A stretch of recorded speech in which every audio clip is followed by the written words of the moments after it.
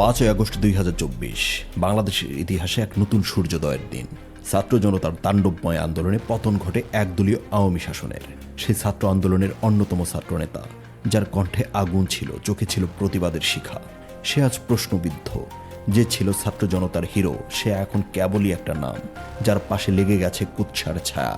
এই হলো সারোয়ার তুষার, জাতীয় নাগরিক পার্টি অর্থাৎ এনসিপির যুগ্ম আহ্বায়ক, ছাত্রদের আইকন, টেলিভিশনে বলিষ্ঠ বক্তা, সোশ্যাল মিডিয়ায় লক্ষ লক্ষ তরুণের অনুপ্রেরণা। কিন্তু কে জানতো এই নক্ষত্রের বুকে লুকিয়ে আছে এক অন্ধকার ব্ল্যাক হোল। 16 জুন 2025 একটি ফেসবুক পোস্টে ফাঁস হয় একটি অডিও। সাংবাদিক জাওয়াত নির্ঝর প্রকাশ করেন 47 মিনিটের কথোপকথনের একটি চুম্বক অংশ। মাত্র 3 মিনিট 50 সেকেন্ডের এই অডিও কাঁপিয়ে দেয় সামাজিক যোগাযোগ মাধ্যম, গণমাধ্যম, এমনকি তৃণমূল রাজনীতিকেও। অডিওতে শোনা যায় সারোয়ার তুষারের কণ্ঠ সদৃশ্য একজন তার দলের নারী কর্মীকে গভীর রাতে ছবি দেওয়ার অনুরোধ করছেন, এমনকি স্পেশাল ভিউয়ে দেখতে চাওয়ার কথাও বলছেন। নারী চমকে ওঠেন, প্রশ্ন করেন, আপনি এটা কি বলছেন? আর সেই কণ্ঠ সদৃশ্য সারোয়ার তুষার জবাব দেন, না না, মজা করছি। অথচ সারোয়ারের কণ্ঠ শুনলেই বোঝা যায় সেখানে কোনো মজা ছিল না, না ছিল কোনো রসবোধ। যা ছিল তা এক বিকৃত মানসিকতার ছাপ। পরে অবশ্য সে ক্ষমাও চায়, কিন্তু ততক্ষণে একজন নেতা থেকে সে হয়ে গেছে এক অভিযুক্ত যৌন হেনস্থাকারী। অডিওতে ধরা পড়ে এক ধরনের আকুতি, তীব্র যৌন আবেদন, একরকম মানসিক চাপ প্রয়োগ। অডিওতে শোনা যায় সে ফোনের অপর প্রান্তে থাকা মেয়েটাকে লাগাতে চায়। এই লাগানো মানে যে ভালো কোনো কিছু না, এটা যে খারাপ কিছুর ইঙ্গিত, তা ফোনের অপর প্রান্তে থাকা মেয়ের কণ্ঠস্বর শুনলেই বোঝা যায়। রমজানের কোনো এক রাতে ইফতারের পর কল করা হয়েছিল, যেন একটি নিঃশব্দ রাতে ইচ্ছের জোরে অন্যের ইচ্ছাকে ভেঙে দেওয়ার প্রচেষ্টা।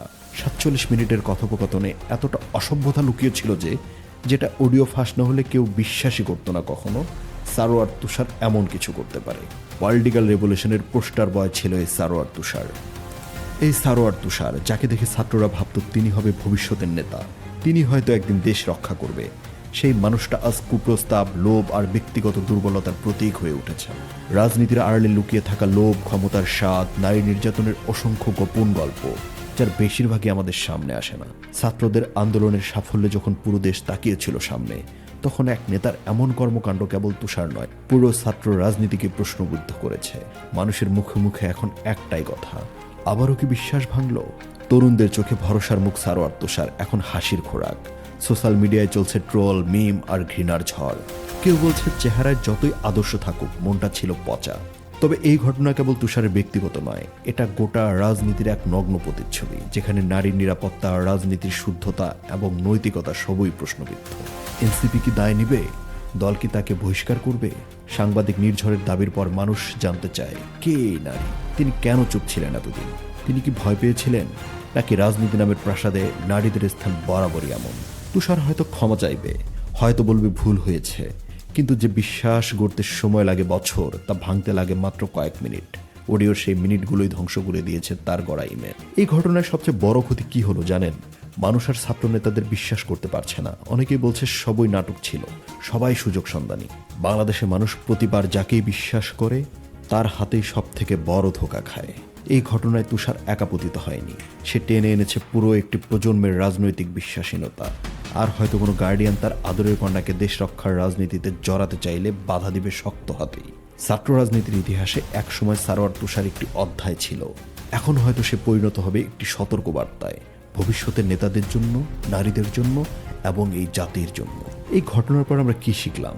আমরা কিভাবে এগোবো? নেতাকে নয়, নীতিকে অনুসরণ করতে শিখলে তবেই ভবিষ্যতের বিপ্লবী হবে আদর্শবান।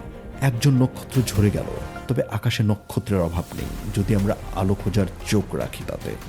প্রিয় দর্শক, এর পরেও আমরা কি যে কোনো সময় যে কোনো মানুষকে আরও বিশ্বাস করতে পারবো, নাকি যে কোনো মানুষকে দেখলেই প্রথমে আমাদের মনে প্রশ্ন জাগবে, আদৌ এই মানুষটার চরিত্র কি ভালো? কথায় আছে না, দুর্জন বীরদান হলেও পরিত্যাজ্য, এবং চরিত্র মানুষের অমূল্য সম্পদ।